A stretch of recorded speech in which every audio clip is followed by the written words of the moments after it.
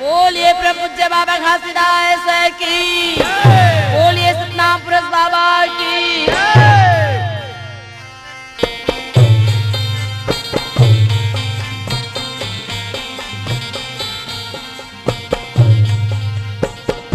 सत्यनामी सत्यानामी सत्यानामी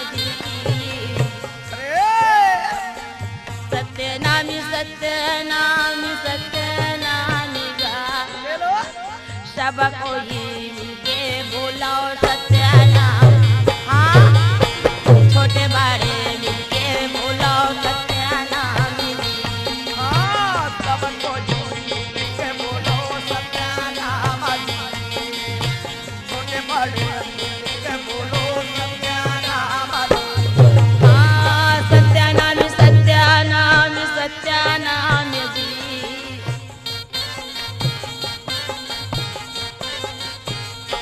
भैया सत्यानाम सत्यानाम सत्यानाम गा छोटे बड़े मिलके बोलाओ सत्यानाम। सब कोई मिलके बोलाओ सत्यानाम। हाँ सदा हो जग में तेरी जय हो बाबा। बाबा सदा हो जग में तोरे जयकार।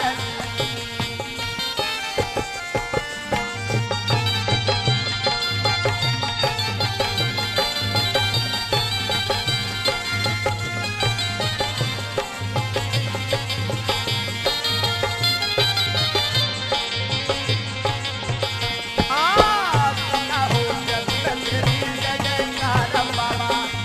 सदा हो लेके तोरा प्यारा ए रागी आज देख तो कते सुंदर के साथ अच्छा। बाबा घासीदास अपन साथ में संगवारी मल्ला लेके जी अच्छा। जंगल की ओर खेल खेले बर जावत है। सुना था भैया। और जब जंगल में अपन संगी मल्ला लेके जाते ना तो घासे के मना तो सदा सतनाम में लगे रहे। सतनाम ला जपन बैठ जाते। अब ये लड़का मन कहते ये देखे ना अरे हमारा खेल के बारे में कुछ नहीं समझाए और ये फिर अपन ध्यान में बैठ गए। ले बार को ध्यान ला जपन दे चल हमन काहे कुछ खेलबो कथे। लड़का मन विचार हो जाते भैया तो डंडा पर चला के खेल खेले बर शुरू होते। तो डंडा पर चढ़ा के जब खेल खेले थे लड़का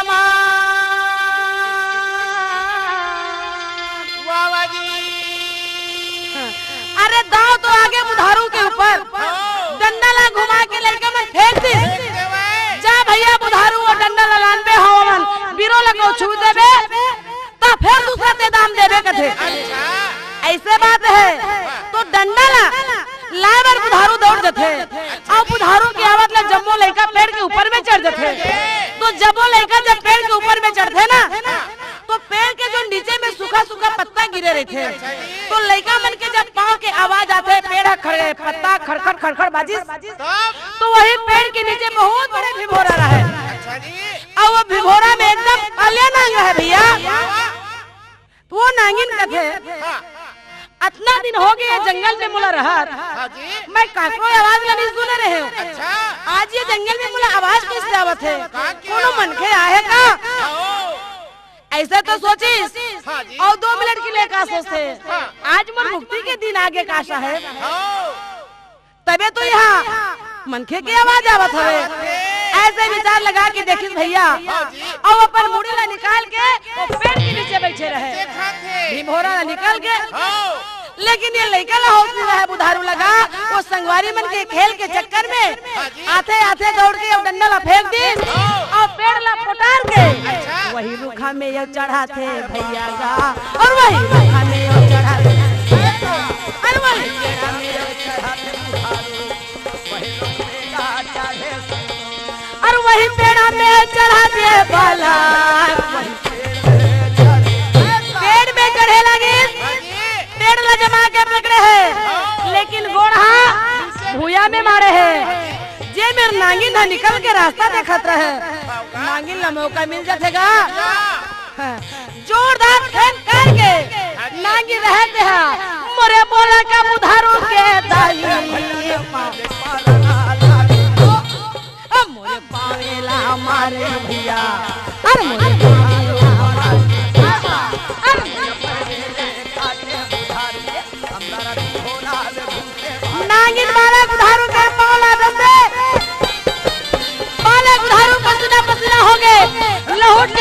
बड़ा भयंकर नागिन अमर प्राणी बाचे, अमर प्राणी बाचे। बालक सोचे लागे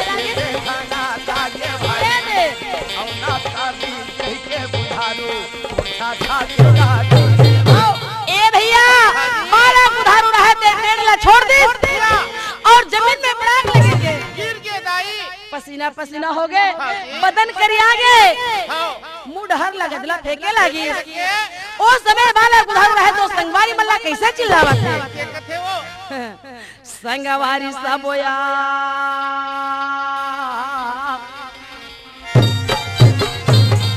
ए भैया हो, ए संगवारी हो, संगवारी सबोया भैया घासीला बला कारनांगा भैया काटे संगवारी सबोया भैया घासीला बला कारनांगा भैया काटे ये कारनांगा भैया काटे भैया कारनांगा भैया काटे ओ कारनांगा भैया काटे।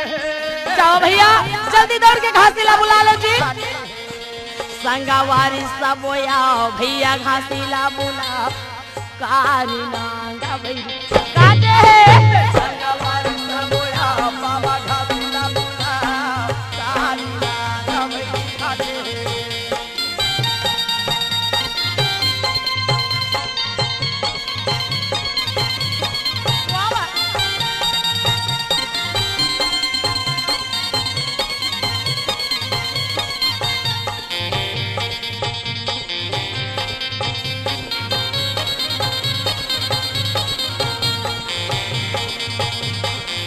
दौड़ के लइका बन पेड़ ला उतर जब है का होगे बुधारू, का होगे जी, का होगे भाई? अरे मैं का बताऊं भैया, हाँ जी मोर आँखें में देखे हो बड़ा भयानक है कालिया नांग। अच्छा जी और वो नांगे का नांगी ने तो मैं नहीं जाना भैया, लेकिन मुलाकात से जरूर हो सुना था भैया। अच्छा मोरे दाई के भैया ये के झानी बेटाया, ये के झानी बेटाया मोरे दाई के भैया ये का झाना बेटाया, ये का झाना बेटाया ये मोरे दाई के भैया ये के झानी बेटाया, ये के झानी बेटाया मोरे दाई के भैया ये का संगवारी हो ये भाई बहनी कोनो नहीं है, ये का अकेला यो, ये का अकेला भाई बहन कोनो नहीं है, ये का अकेला यो, ये भैया ये का अकेला यो, ये का अकेला यो, संगी ये का अकेला यो, ये का अकेला यो, सारी अंग का पथवे घासीला बला भैया घासीला बला ये भैया जल्दी से बुला लीजिए। वो सारी बदन कांपत है भैया, मुला डर लागत है जी, मुला कमासी लगत है, अब का होई दौड़ के घासीला बुला ले भैया। आँख से आंसू बहाते बालक बुधारू के संगवारी में दौड़ के जाते और घासीला बुला के लाई। घासी करते कैसे कर दे बुधारू, कैसे कर दे भाई बुधारू है हाँ वो घासी बाबा लग के कथे क्या बताऊं घासी तेरी गोला चावे आवे तैसे मोला लागत है, लागत है तेरी गोला चावे आवे तैसे मोला लागत है, तैसे मोला लागत है ये घासी हाँ जी आ बाबा ये तेरी गोला चावे तैसे मोला आवा लागत है, मोला किसे लागत है तेरी गोला चावे आवे तेरी गोला चावे तैसे लागत है भैया, मोला लागत है और कैसे लागत है भारी न खाए हावो तैसे मुंडावा थे, आखी मोर मुंडावा थे भारी न खाए हावो आखी हम मुंडावा थे, बड़ा जोरदार न खाओ तैसे मोर आखी मुंडावा थे भैया, लहर तहर लगत है आखी मोर मुंडावा थे, आखी मोर मुंडावा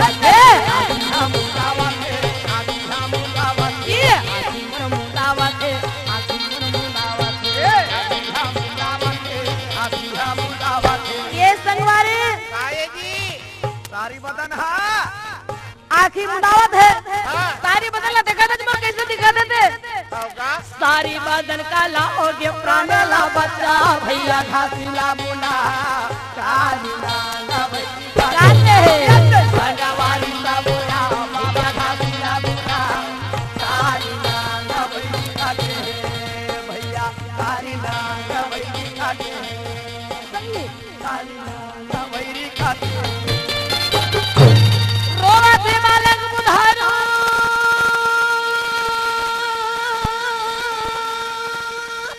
वावाजी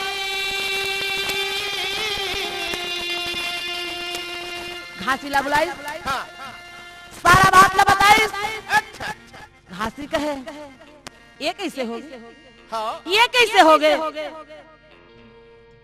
सतनाम पिता के ध्यान लगा थे वावाजी हे पुरस पिता हाँ आज बालक बुधारूला हाँ। मोर संगीला मोर साथीला अच्छा ये जंगल में हाँ सर पर काट दी नांगिन काटिस या नांग काटिस हाँ बदनाम का कर होही मोर बदनाम होही पिता घासी के साथ में संगवारी लइका मला धर के जंगल में खेले ला लगिस अच्छा आज बुधारूला साफ कर दिस काल के दिन और संगवारी मला कोई प्रकार के औ हादसा हो जही हाजी संगवारी मन मुला साथ नहीं दी नहीं दी संगवारी मन मुला संगी नहीं दी बनाही होगा मैं काकर साथ खेली हूँ मैं ज्ञान ला कौन ला लखा हो पिता मोला बुद्धि दे मोला ज्ञान दे ताकि मैं बुधारूला पुनः वापस जीवित कर सकूं सब लइका मन लग कहे संगवारी हो जल्दी जल खोज के लाओ कहीं जंगल से पानी खोज के लाते भैया और घासी के हाथ में जब पानी पहुंच जाते तो पुरस पिता के नाम लेते कैसे यमृत कुंड कपिल के धारा जहाँ सतनाम लिनी अवतारा अरे हमारा 52 लाख दगा मिट जाई सतनाम के सतनाम सुमरे घट माही औ नहीं लागे काल के छाई सुरती नृत्य गुरु ध्यान धरे मन है चंगा तब कठौती में गंगा सिला सोच से अमृत लाए हंसा ला पिलाए जी अब तो हंसा अटा रही हो जुग जुग हंसा करो राज सतनाम के चरणामृत चारों गुरु के चरणामृत गुरु घासीदास बाबा के चरणामृत पाए से यह काया अति सुख पाए और 52 लाख दगा मिट जाए करके कहने लगे है जी जय सतनाम गुरु बाबा सही जान करके यमृत बात बना करके बाबा घासीदास कहते हैं बालक बुधारू कर मुहा में याजे कैसे लगे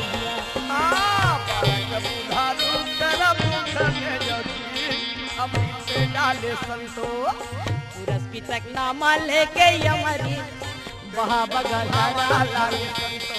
ये भैया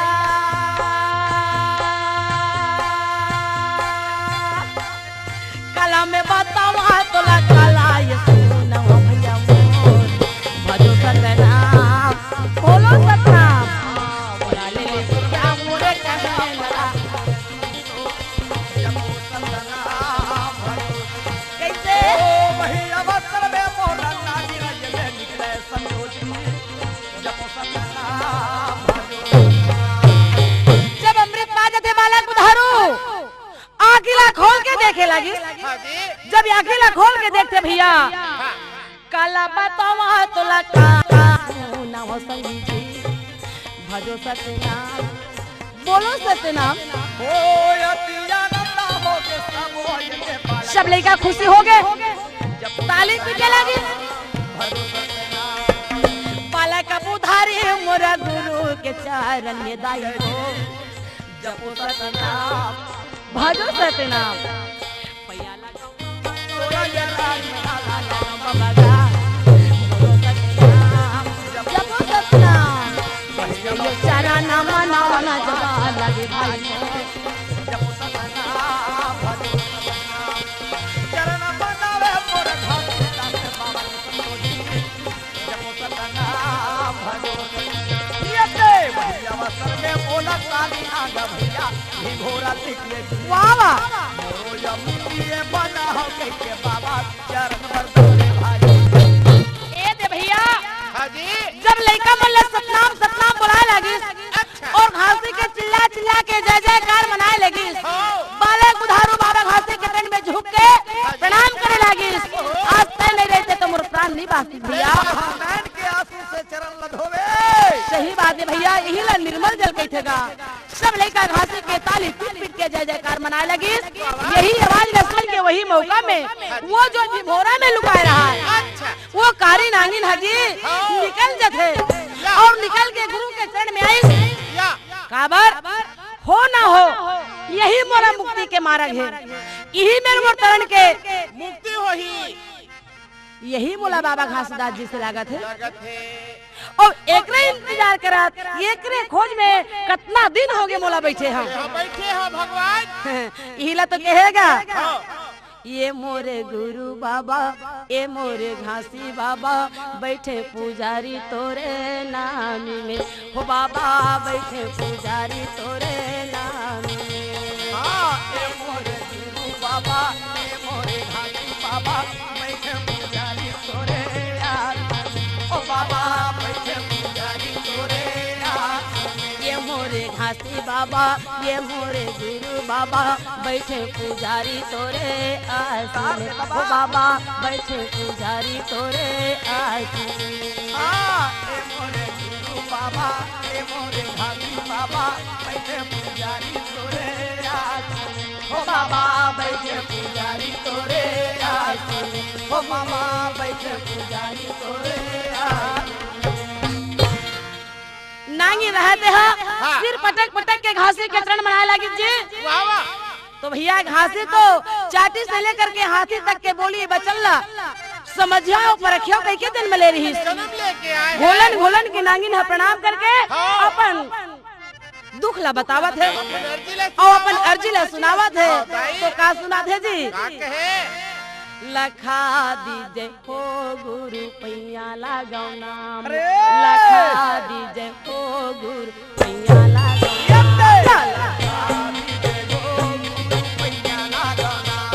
मैं ज्ञान के अमृत से लखा दीजे हो गुरु पैया लगाओ नाम, लखा दीजे हो गुरु पैया लगाओ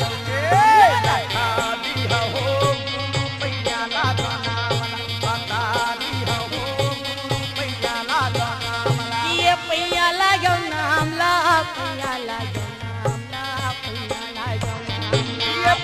लगाओ नाम। हे गुरुजी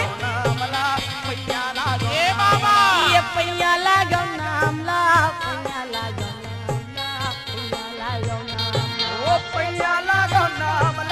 हे गुरुजी मैं तोरी आशा से बैठे हूँ। लखा दीजे हो गुरु पैया लगाओ नाम, लखा दीजे हो गुरु पैया लगाओ नाम।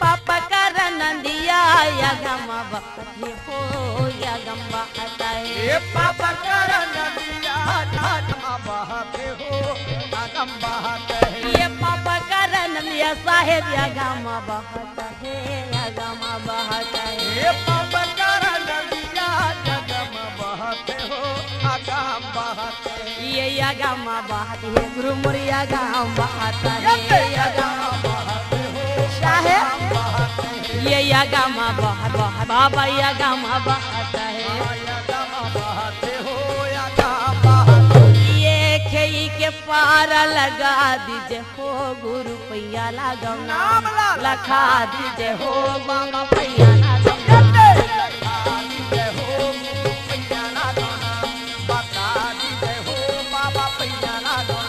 लाला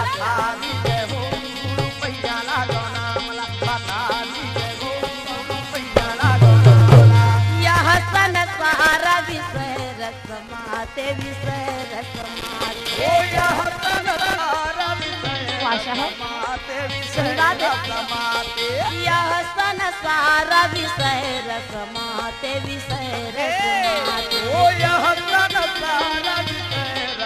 सुनवा देगी। ते विषय रसमाते विषय रसमाते विषय ते विषय रसमाते विषय रसमाते ज्ञान के दिया जला दीजे हो गुरु पैया लगना लखा दीजे हो गुरु पैया लखा दीजिए बाबा। ना जाने और तोर मोर भेंट कब होही या नहीं होही, मैं आपके चरण में पड़े हम लाला विसकर लहरा घटा बउटे हो ये घर भीतर ओ विसकर लहरा जल भीतर साहेब ये विसक लहरा उठे घट भीतर उठे घट भीतर ओ विसकर लहरा उठे हो घट भीतर ये उठे घट भीतर उठे घट भीतर ये उठे घट भीतर उठे घट भीतर ये अमृत बूंद चुखा दीजे हो गुरु पैया लगना लखा दीजे हो बाबा पैया लगना लखा दीजे हो गुरु पैया लगना। ए भैया नागिन के ऐसा बात ला सुन के सत बाबा घासीदास रहे तो कहे नागिन तय तो लोग जाबे लेकिन तो आने वाले वंश मला तय चेता देवे। अच्छा जी आज मेरे हैं और मोर सामने में तय बुधारू ला काटे काट दिए तो आज मेरे हो तो बुधारू ला मैं जिंदा कर ले और बुधारू ला मैं बचा ले। अगर बुधारू के जगह में और कोनो लड़का होती या कोनो सियान होती और वो जगह मैं नहीं रहती तो का होती ओकर मृत्यु हो जाती, वो तो ये दुनिया ला छोड़ के चले जाते ना। तो ऐसा काबर गलती काम करत हो तय कसम खा अच्छा कि हम कोनो ला चावन नहीं दसन नहीं काबर कि ये जंगल में एक दिन नाम के मेला लगी ना और वो नाम के मेला में संत महात्मा ऋषि मुनि ज्ञानी लोग लड़का धर के आई छोटे छोटे बच्चा धर के आई संत मन है और ऐसने वो दिन तोर वंश मन कर ही तो मोला बदनाम दी नाम हो जाही मोर तो एक आमला मैं तो नहीं करन दे जब तक ते कसम नहीं खाबे तब तक मैं तो लोक नहीं पहुंचा मैं मुक्ति नहीं देवो। दोनों हाथ जोड़ के नागिन कहे बाबा तै तो मोला भर कहा था मैं कसम खावा था मैं प्रण करा था ये जंगल में जतका भी जीव है शेर चीता कोलिया हुआ बाघ भालू जतका भी जहरीला से जहरीला का चाटी भी वही बाबा अच्छा वहू नहीं रहा है और वहू में कतका दिन तोर मेला लगे के पहले 15 दिन पहले भाग जही बाबा और मेला हो जही और 15 दिन भी जही तेकर बाद में भले आई अगर ये काज है ना कहूँ रुक जही ना हमें छूट जही ता वो कर जुबान हा बंद हो जही बाबा और मैं तोर बंसला कोई प्रकार के दावा धक्का नहीं आवन देवो कहे जी पुरस पिता रहे तो नागिन के बात ला मान लेते भैया और अपन हाथ ला नागिन के मस्तक में रखे हैं और वहाँ पर में नागिन है तो सीधा लोग सीधा है बोल बाबा घासीदास की ए डहार सब लड़का जय जयकार मनाते हुए घर में आदत है अपन अपन घर में आके अपन अपन दाइल बताए लगी गोठियावा थे कि दाई जंगल में बुधारू ला सांप चाबेरी से भैया घासी आज नहीं रहती कि आज बुधारू नहीं बाजती।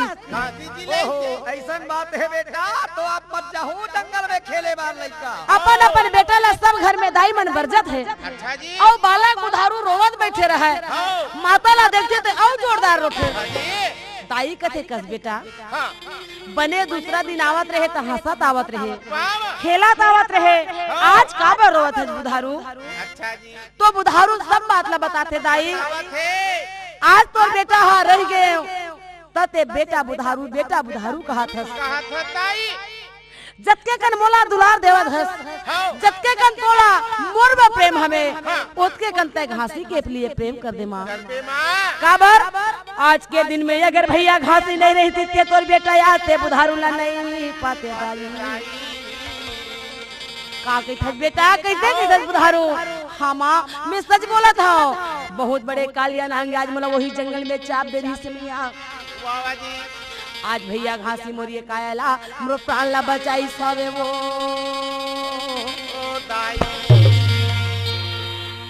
रागी हो बालक बुधारू रहे तो और माता के साथ में सुंदर आरती सजा करके जी। घासी के घर में गए हैं जी। अच्छा। और घासी की आरती पूजा करे हवे और माता रहे थे दंडवत प्रणाम करके कहे घासी हाँ। मैं तोला बस्ती के खेलैया लइका जानत रहूंगा, जानत रहे मैं का जाना वैसा तोर महिमा ला घासी में नहीं जाना। सही बात है, आज के दिन ते नहीं रहते तो मोर बेटा ला मिली नहीं बात बाबा हमेशा तोर छत्र छायला बेटा के ऊपर ही में रखे रहिए बाबा।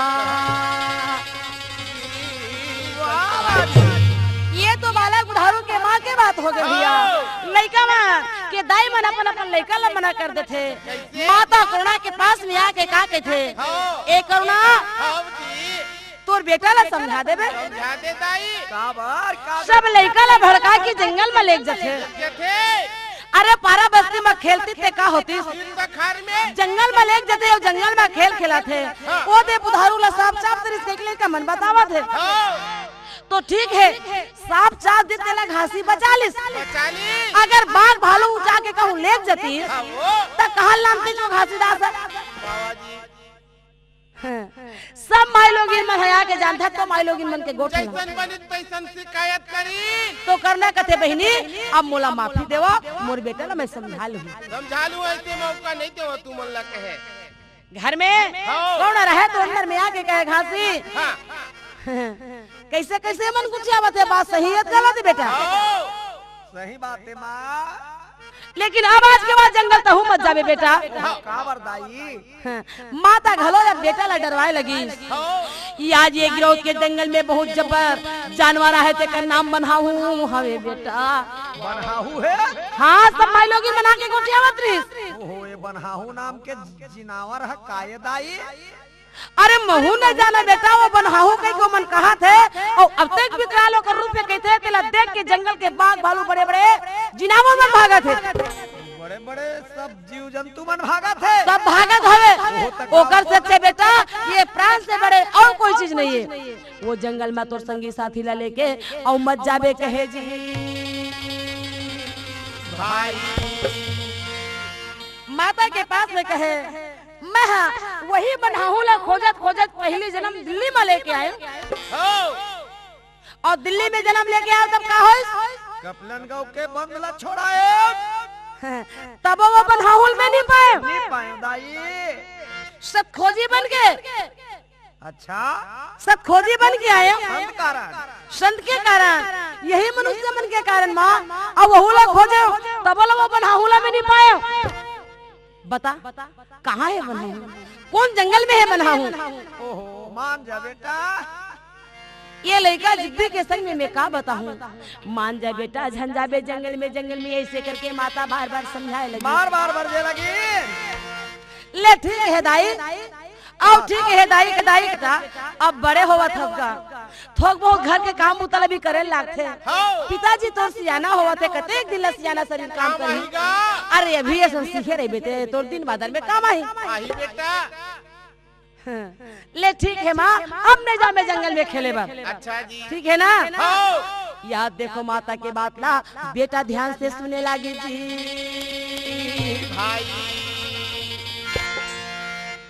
लेकिन ये लड़का मन अच्छा नहीं लगी तो लड़का मन अच्छा नहीं लगी तो मन होत बहन से खेल के मैदान में सकला थे जे जगह ठिहरे थे ते मेरे अपन अपन घर ला सब लड़का मन निकलिस और निकले के बाद में घासी नहीं आवते जी घासी के रास्ता देखा थे तब घासी नहीं आए तो घासी ला भी वो मेरे जाल पड़ी जब घासी जाते भैया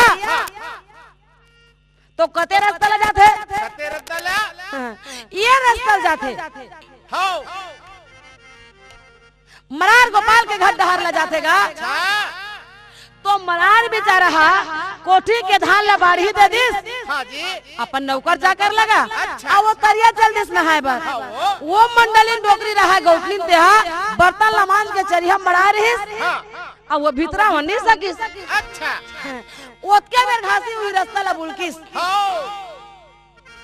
तो मरारी रहे थे इशारा से कहते आ तो घासी है कनी का तो बेटा तो कना तो का घासी ला बुला लिस भैया बाबा जी और घासी ला बुला के कहते ये दे चरिया ला लेके भीतरी मरा देते गा बर्तन के टुकनी ला कहते तोर बाबा नहीं है मोर कन्या धर ले बेटा उठा नहीं सकता हूं घासी कहते इसने बोला बूता तियारती तब तो मैं काम करे पर होनी ढेरिया, लेकिन बोला तियारा ही नहीं कोनो है। जल्दी से उठा ले थे और अंदर घर में लेके बढ़ा दी। सबो बर्तन सोना झलके लगी भैया, घर में चकचका के लाइट आ गए। जब बर्तन लल्ला के उठे ना, अपन पाकिट में धरे रहे थे धान ला, वो डबरा के खींच के एक दिन धरे रही नहीं, बोला पाकिट में रखे घासीदास, वही पाकिट के धान ला निकाल के मरार गोपाल घर के कोठी में फेंक दी कि हे अन्नपूर्णा माता, मैं तोर से पीछे लेवा था तही मोर लाज ले बचाबे, हे पुरस्पिता तोर महिमा ला हम देखा दे माता। ऐसे कह दी भैया, बर्तन ला उठाई तो बर्तन सोना सोना के हो गए। अब वो कोठी में धान ला फेंकी, पता नहीं आधा रही कोठी धान है क्या कोठी में नहीं रही धान लहरे तब वो धान अच्छा लगता है। याद देखो कोठी के धान है ऊपर चारों मुड़ा छलकने लगे हैं जी भाई। अब घासी चल दे थे, वो काम लगा के अब मरार गोपाल आते, और मरार गोपाल आते ना तो अपन पंछा ला बेचारा है सुख होते, तो भीतरी घर डहर नजर पड़ जाते, तो कसको डोकरी आते बेरा ऊ के चढ़ के है मंझनी मंझना हुआ थे 9-10 बज गए है, और ते घर में दियल बार के रखे। बता भला माटी तेल सस्ता है का? मरारिन कथे ये सहीच में ये डोकरा भैया हो गए। नहीं बारे कैसे गोटिया था वो जे दिन ला वो गन्ना बारी डहर लाए नहीं, ते दिन ला रात दिन सतनाम सतनाम सतनाम सतनाम सतनाम कहते, अब सतनाम के नाम में ये भैया पगला हो गए भाई। मैं घर में दिन मान दिया बार गिरा गया, चल तो मैं तो देखा था, चल तो भला दोनों के दोनों रिसर्च में चल दी, और रिसर्च में जाते भैया घर में देखते दिया तो नहीं बरते, लेकिन उजाला कहाँ से आवत है? टुकना बर्तन में नजर पड़ गया दाई, कौन आ रही का हो? हाँ कौन आ रही से? घासी तारी से, घासी आ रही से ले भाई गेता, ये बर्तन ऊपर में टांग दे और दूसरा बर्तन निकालते मैं खाबो पीबो कथू। अच्छा जी। घर ला एती ला उठ के आते भैया, चारों मुड़ा कोठी के धान छलकत रहे।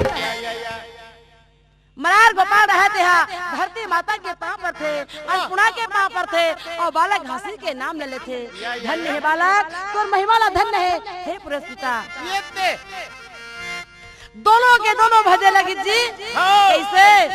सत्य के महिमा महान होगा जगत जाने, सत्य के महिमा महान हवे जगत जाने न तू। ये दे सत्य के महिमा महान होगा जगत जाने न तू। ये दे के महिमा महान हवे हो जगत जाने न तू। ये जगत जाने न कोई, जगत जाने न कोई, जगत जाने न कोई, ओ जाने न कोई जगत जाने न कोई, जगत जाने न कोई। ये जाने न कोई, जगत जाने न कोई, जगत जाने न कोई। ओ जाने न कोई जगत जाने न कोई, जगत जाने न कोई। ये सत्य के महिमा ओ जगत जाने न कोई, सत्य के महिमा महान हवे हो जगत जाने न कोई, ये जगत जाने न कोई, जगत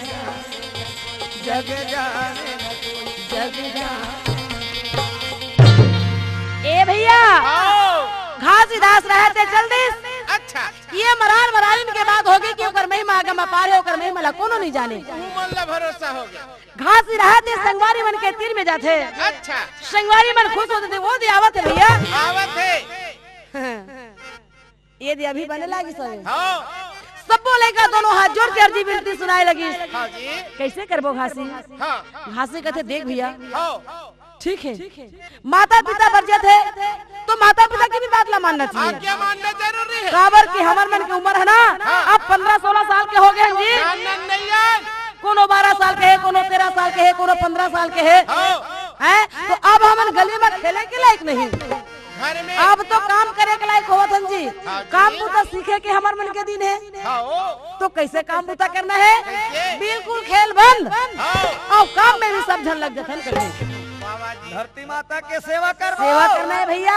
जब धरती माता के सेवा करबो तो धरती माता हमला अन्न पैदा करके दी, तब तो ये जीवन ला चलाबो जी। माता पिता पिता के सहयोग करना है। तब का कहा थे? क्या कहे? मन है मोती के समान, तन है धोती के समान, सोना ले होगा किसान। किसान धरती के गुण गुनाह बड़ा भारी है। सोना ले हो संतो मोर, या पंजाना माँ भूमि प्यारी है। मन है मोती के समान, तन है धोती के समान, सोना ले होगा किसान। धरती के गुनाह बड़ा भारी है। सोना ले हो संतो मोर, या पंजाना माँ भूमि प्यारी है। या पंजाना माँ भूमि प्यारी है भैया, अपन जाना माँ भूमि प्यारी है।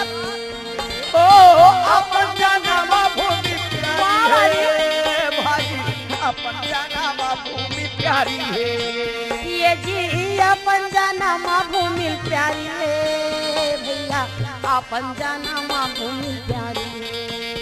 ओ अपन जाना माँ भूमि और बात प्यारी करने से ध्यान से है सुनो। भैया, अपन जाना माँ भूमि कैसे? प्यारी है।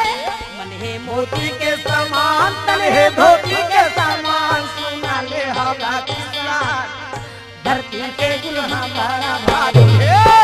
सोना ले हो भैया मोर, अपन जाना माँ भूमि प्यारी है। मन है मोती के समान, तन है धोती के समान, सोना ले होगा किसान। धरती के गुनाह बड़ा भारी है। सोना ले हो संतो मोर, अपन जाना माँ भूमि प्यारी है।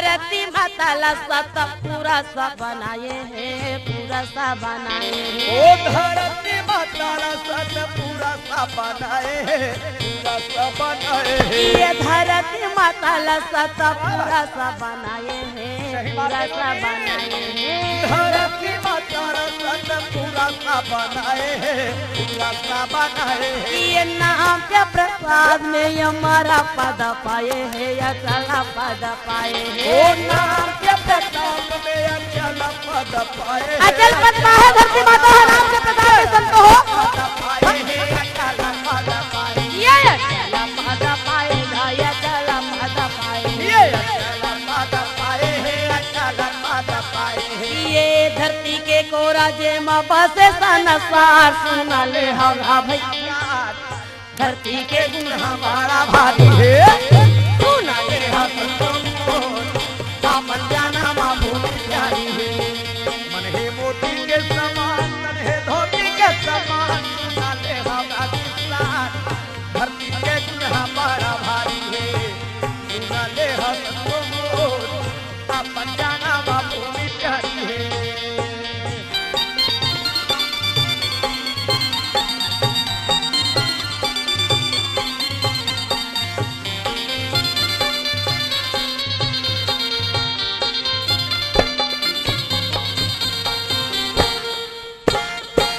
धरती माता के भैया बोली सुहावन है, गोदी है सुहावन है। ये धरती माता गोलिया बड़ा वो बड़ा सुहावन है, बड़ा वो बड़ा नीक सुहावन लागत है। है। धरती माता के गोदी बड़ा वो सुहावन है, बड़ा वो सुहावन है। ओ धरती माता गोलिया बड़ा वो सुहावन है, बड़ा वो सुहावन है। ये हीरा मूंगा मोती के जा भरेला खजाना है, भरेला खजाना है। हीरा मूंगा मोती के सही बात है, हीरा। खजाना है, भरेला खजाना है। भैया भरेला खजाना है, जा भरेला खजाना एक कैसे है। भरेला खजाना है, भरेला खजाना है। ये भरेला खजाना है, जा भरेला खजाना ये है। भरेला खजाना है, भरेला खजाना है। यही धरती में जब बसे संसार, सुना ले होगा किसान। धरती के गुनाह बड़ा भारी है। सुना ले हो भैया मोर, या पंजाना माँ भूमि प्यारी है। मन है मोती के समान, तन है धोती के समान, सोना ले होगा किसान। धरती के गुनाह बड़ा भारी है। सोना ले होगा मोर, अपन जाना नामा भूमि प्यारी है।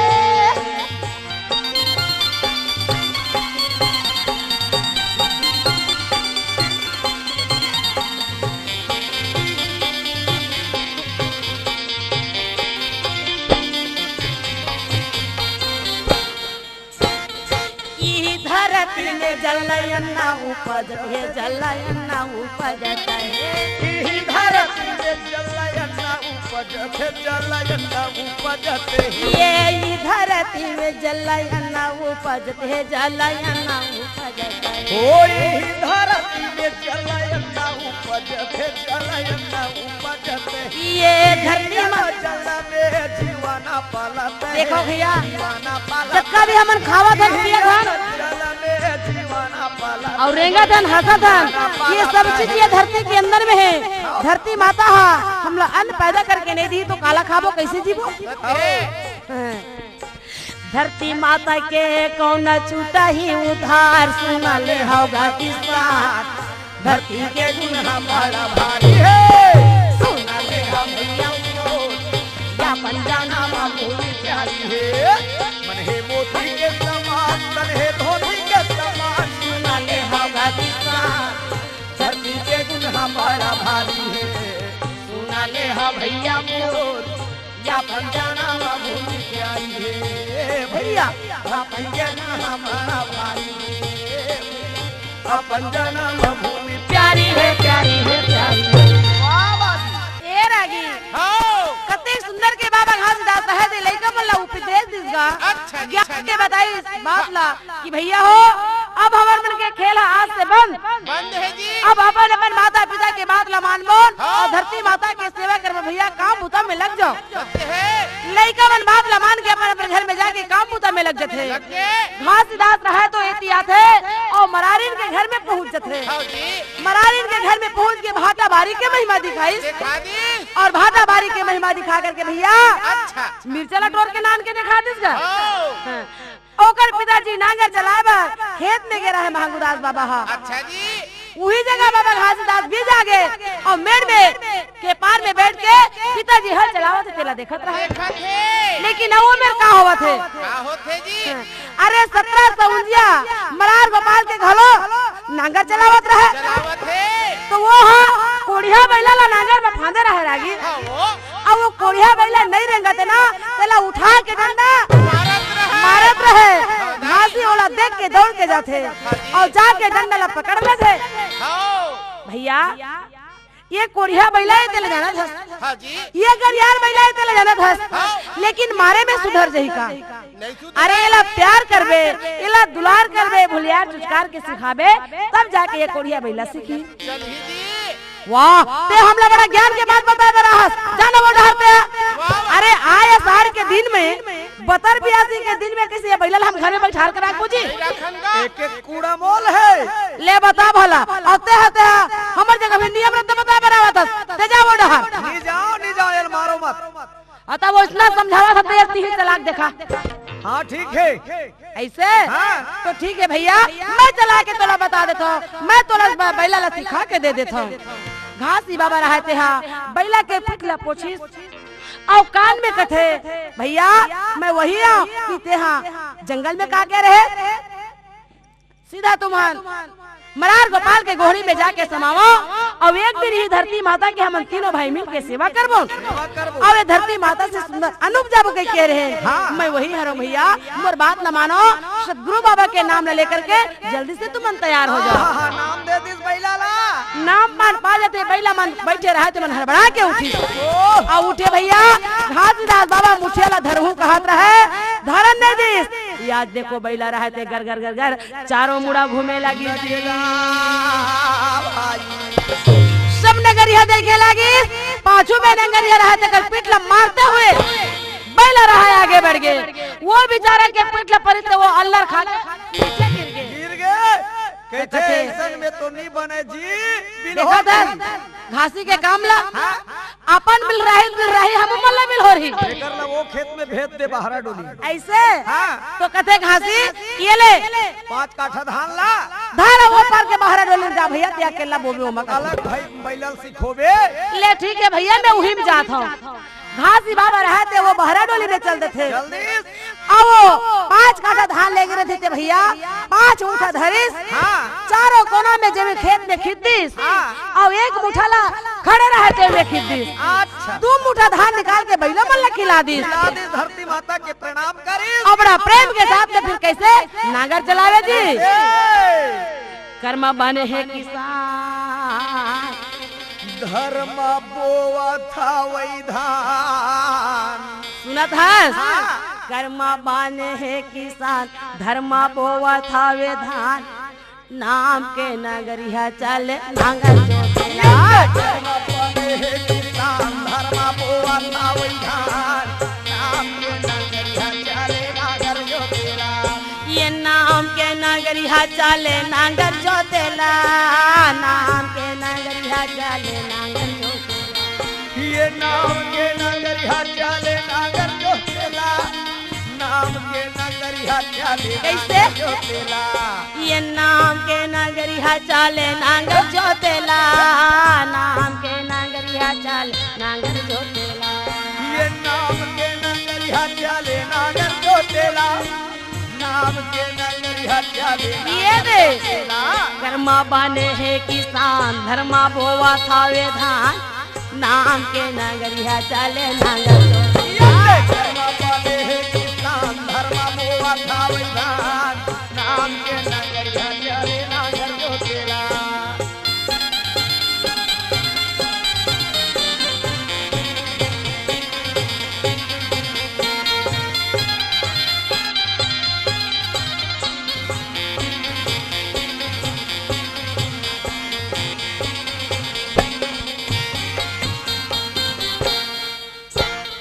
बला रूपी बैला साहेब न्याय रूपी नांगर जी, न्याय रूपी नांगर। ओ बोला रूपी बैला साहेब, प्यार रूपी नागर हो, प्यार रूपी नागर। अरे बल रूपी बैला और न्याय रूपी नांगर। अरे धरिया रूपा धरती में नांगर चले आगर हो, नांगर चले ओ आगर। भैया रूपी धरती में बैला चले आगर हो, बैला चले आगर। ये बैला रेंगे आगर गा, नांगर चले आगर, बैला चले आगर अरे बैला चले लगे, ये बैला चले आगर जी, बैला चले आगर। बैला चले आगर हो, बैला चले। हरिया हो गए है हैरान, गाभी बाजे है गुमान, नाम के नगरिया चले नांगर। धर्म बने है किसान, धर्म बोआ था वही धान, नाम के नगरिया चले नागर जोतेला।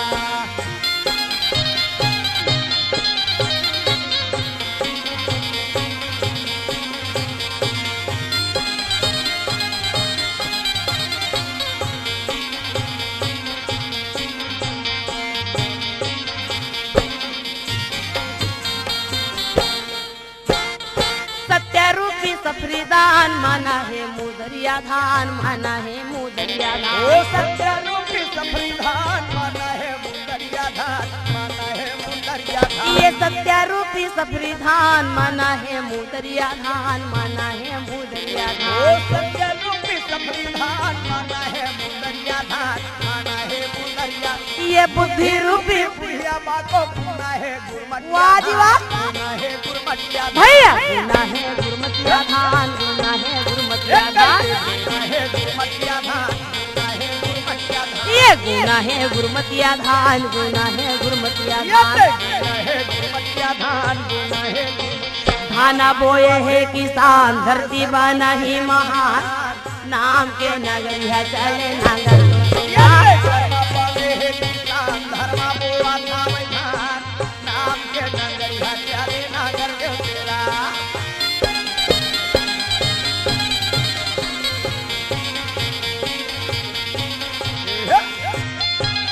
क्या हो बाबा?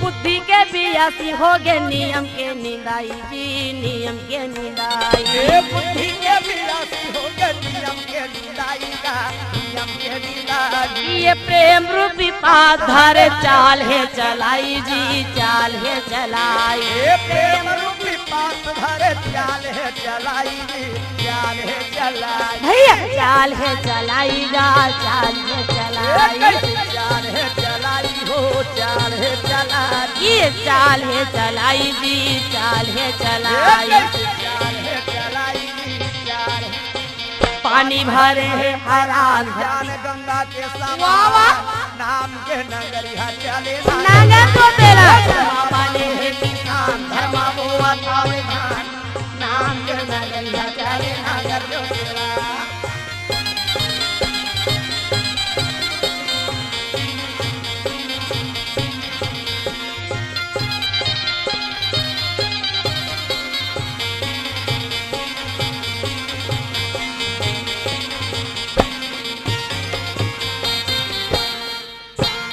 भाग रूपी भादो धर्म समाई है सावन हरियाई भाग रूपी भादो भैया धान हरियाई धान हरियाई ए भैया हाँ? आषाढ़ और सावन हकीकत है ओहो आशा के असार सबके सावन समाई और भाग रूपी भादो माँ धर्म धान हरियाई फिर का होते धान हरियाई जी धान हरियाई धान हरियाई हो धान हरियाई ये धान हरियाई जी धान हरियाई धान हरियाई धान तब का होते असवानी आसमान बरसे अमृत के समान सही बात है। नाम के नगरिया चले वाह वाह धर्मा बने है किसान धर्मा बोला था धान नाम के नगरिया चले नागर जो तेरा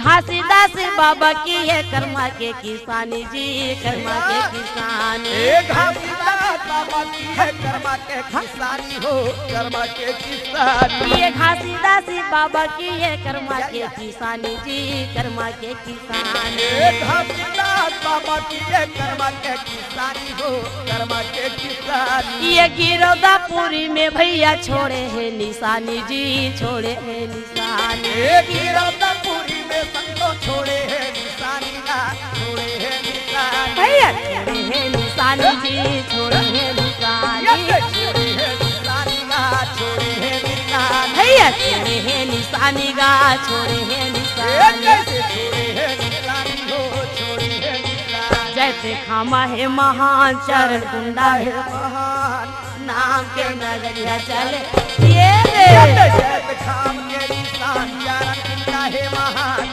नाम सही बात है रागी चले नागर जो तेरा नाम के नगरिया चले नागर जो तेरा नाम के नगरिया चले नागर जो तेरा ए दे भैया हाजी अब वो बहरा डोली में नांगर चलावत रहे है 12 बज गए तब हो हाँ कोनो नंगरिया मल्ला चेत नहीं रहा है अच्छा समय के का हाँ। एक जन कथे यार तुमन कतेक बेला नांगर ला चलावत रहे हो ओती घासी मगन है नांगर चलावत है हाँ। अब ये तहु मन चलावत तो पता नहीं आज का खा पी का गए होते यही ला तो कहेगा हाँ नंगरिया मन ला चेती नहीं है भैया गाना गरिया रे मन ला चेती नहीं नगरिया मनला चेते नहीं है भैया मोर नगरिया रे मनला चेते नहीं है नागरिया मन के चेती नहीं है दीदी वो नागरिया वो मन के चेती नहीं है नगरिया मनला चेते नहीं है भैया जाता मुनिया रे मनला चेते नहीं है ताना मन से करी लाओ किसानी गाना गरी हर मन चेती नहीं है दाना मान कारी लाओ किसानी हो नगरिया रे मनला चेते नहीं है सावनिया रे मनला चेते नहीं है अरे तन मन लगा के हल चलावे समय के भी उमला ख्याल नहीं चलो डांगर जब चलो चलो चलो रंग ढीलो करके कहे लगी तो ये समुझिया मन जाके कटे घासी अरे तहु नांगर ला ढीले ना भैया राजी एक भावर बचे है एक भावर बचे है वही भावर में भैया ओ घासी सोचते कि मैं यहू मल्ला महिमा दिखा देता दिखा हूँ देता इकर अज्ञानता दूर करी हो तो घासी वो मल्ला आवाज दे के बुलाते आओ तो भैया यदि मोर नांगर फंस गएगा निकलत नहीं है सब वो समुझिया पहुँचते तो जब नांगर ला निकालिस नहीं खींच के तो जब्बर जान हंडा निकली अब वो हंडा ला खोल के देखी तो सोना चांदी हीरा मोती भरा रहा है ओहो चलो आपस में बांट खावो घासी ऐसा विचार मत रखो तुमन जी का बात अरे भैया जेकर कर्म के चीज है ओकरे खेत में निकलते हमार कर्म करे दी तो हमार घर द्वार में निकलती चाहे हमार खेत में निकलती ये मरार गोपाल के ओकर घर में लेके चल पहुँचा बोल ओहो ले गए गुरु घासी बाबा उठा के और ले गए के बाद ये मरार गोपाल लते थे कहे मरार जी ये तो खेत में निकली से ये हंडा लते संभाल भैया तोरे नहीं तोर किस्मत में निकले है घासी तय ले जा अरे मोर किस्मत में होती तो मोर घर में निकलती मोर पिताजी हल चलावत है वो हल में फंस के निकलती ये मोर किस्मत के नो है अच्छा ऐसे कही तो मरार गोपाल एक बार बोले है भैया हाँ। ये बहरा डोली है तो तोरे से हाँ महंगूदास बाबा हाथ और जन्म छठी के दिन सतनाम पिता दान में देरी वही डोली है घासीदास ये रख ले ये तोर किस्मत के का हो गए वो दिन में निकले रितेश तब मान लेते ऐसे तो हंडा ला सोच देते मैं भोजन करूँ तो मोर मेहनत के मैं ऐसे फोकट की चीज नहीं खाऊं भैया ऐसे कह के समझा करके फिर बाबा घासीदास है और वो सब समझिए रहे तो अपने अपने घर जाए लगी बोलो सत्य नाम सत्य नाम सत्य नाम बोलो बोलो सत्यनाम सत्यनाम सत्यनाम जी बोलो सत्यनाम सत्यनाम हे बोलो सत्यनाम सत्यनाम सत्यनाम जी बोलो सत्यनाम सत्यनाम ये दे बोलो